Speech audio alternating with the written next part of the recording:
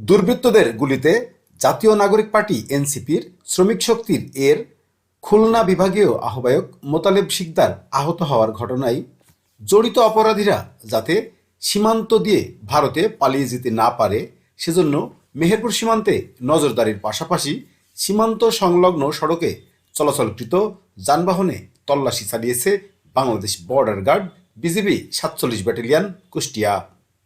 আজ সোমবার দুপুর থেকে জেলার বেশ কয়েকটি স্থানে চেকপোস্ট বসিয়েছে বিজিবি। নিজে দেখুন, অন্যকে দেখাতে ভিডিওটি শেয়ার করে মিরর বিডির সাথে থাকুন। কুষ্টিয়া ব্যাটালিয়ন ৪৭ বিজিবির অধীনস্থ মেহেরপুরের গাংনী উপজেলার কাজীপুর বিওপির সদস্যরা দুপুর থেকেই বামন্দি কাজীপুর সড়কের কাজীপুর ফুলতলা এলাকায় অবস্থান নেয় এবং সড়কে চলাচলকৃত ইজি বাইক সহ অন্যান্য যানবাহন থামিয়ে তল্লাশি করা হয়।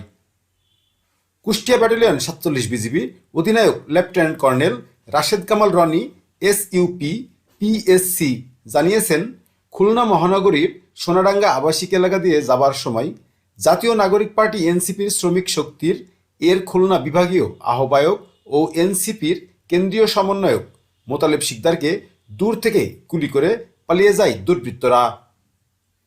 এ ঘটনায় জড়িতরা যেন সীমান্ত পেরিয়ে ভারতে চলে যেতে না পারে সে লক্ষ্যে সীমান্ত এলাকায় বিজিবির নজরদারি বৃদ্ধির পাশাপাশি সীমান্ত এলাকার সড়কে চলাচলকৃত যানবাহন তল্লাশি পরিচালনা করা হচ্ছে।